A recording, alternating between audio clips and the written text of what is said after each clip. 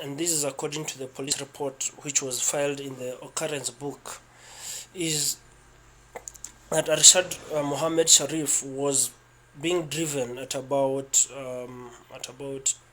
the shooting happened at 2200 hours. That's about 10 p.m.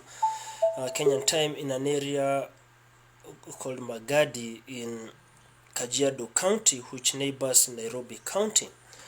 So far, we have been able also to establish that where the police say that the driver of the vehicle was a brother, we have come since to realize that he didn't have a brother at the time, but a person, probably a cousin or a close friend. Currently, the body is lying at a mortuary in Nairobi, 78 kilometers away from where the police say the shooting happened. The nature of the shooting, according to the police report, is the journalist ارشد got to a section on the road where they found some barriers. Essentially, we thought it's actually a police barrier, but they're saying it was small stones. And they didn't stop, and they drove ahead. That's when the shooting happened. And this shooting, according to this report, is that there was a bullet on the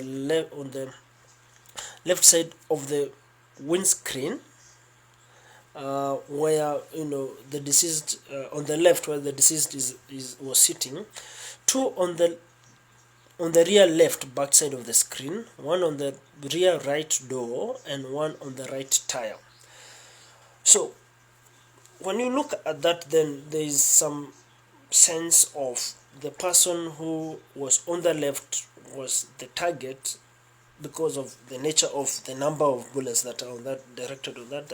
But without assumptions, then the gaps we are looking at is, even if you were to immobilize a vehicle, you don't really shoot at the occupants of the vehicle without any instigation of fire, because in Kenya there are laws of how the police are supposed to use their guns. That's the first question. The other question is,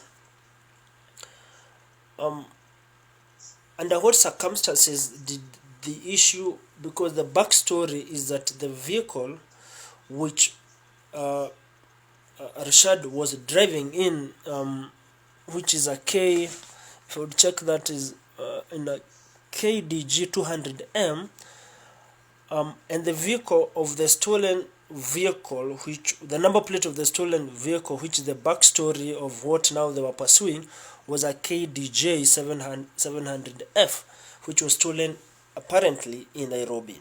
And that's where now the abduction story comes in, because the owner of the vehicle had left his son in the vehicle, and coming out of an electrical shop, then the vehicle and the son were nowhere to be seen. But by the time the shooting is happening, the son had been seen in another area called Kiserian. So then there is a gap of at what point then did it stop to become a stolen vehicle, an abduction vehicle, and then the occupants of the vehicle were targeted. Already the Independent Policing Oversight Authority, which oversees the operations or any excesses of the National Police Service of Kenya, have issued a statement today morning. They have said they have dispatched a team to investigate that which they called an alleged police shooting. The statement earlier I'm quoting had also indicated the shooting involved General Service Unit officers, who are called in Kenya GSU. And what also we know is that the body of ارشد now was found at a mortuary called Chiromo Mortuary, which is in Nairobi, about 78 kilometers away from where the police said the shooting happened.